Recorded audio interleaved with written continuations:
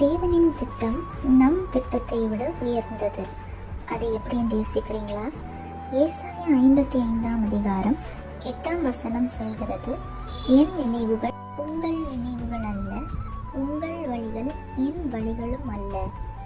இந்த வசனம் தேவனுடைய அறிவு மனித அறிவை விட உயர்ந்தது அப்படி மட்டும் சொல்லல, இதில் இன்னும் ஒரு ஆழமான சத்தியம் இருக்கிறது.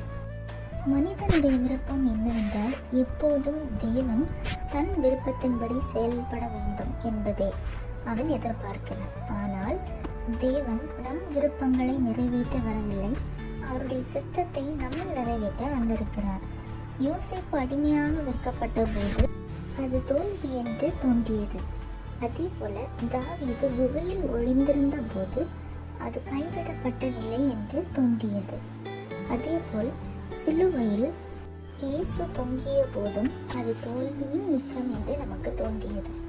ஆனால் தேவன் நினைத்தது வேறு. மனிதன் முடிவை மட்டுமே காண்கிறான், ஆனால் தேவனோ நித்திய நோக்கத்தை காண்கிறார். நாம் ஆசீர்வாதத்தை தேடுகிறோம், தேவன் நம்மை மாற்ற விரும்புகிறார். நாம் சூழ்நிலைகள் மாற வேண்டும் என்று ஜெபிக்கிறோம், ஆனால் நம் இருதயத்தை மாற்ற வேண்டும் என்று தேவன் செயல்படுகிறார். இதுதான் ஆவிக்குரிய சத்தியம். தேவன் நம் வாழ்க்கையில் செய்வது நாம் விரும்புவதை கொடுப்பதற்காக அல்ல, நாம் கிறிஸ்துவை போல மாறுவதற்காக. எனவே எல்லாம் புரியாத போதும் தேவனின் கரத்தில் உங்களை ஒப்பு கொடுங்கள். ஏனெனில் நம்முடைய சூழ்நிலைகள் இன்று குழப்பமாக இருக்கலாம், ஆனால் அதை சரி செய்கிறவர் நம் தேவன் மட்டுமே.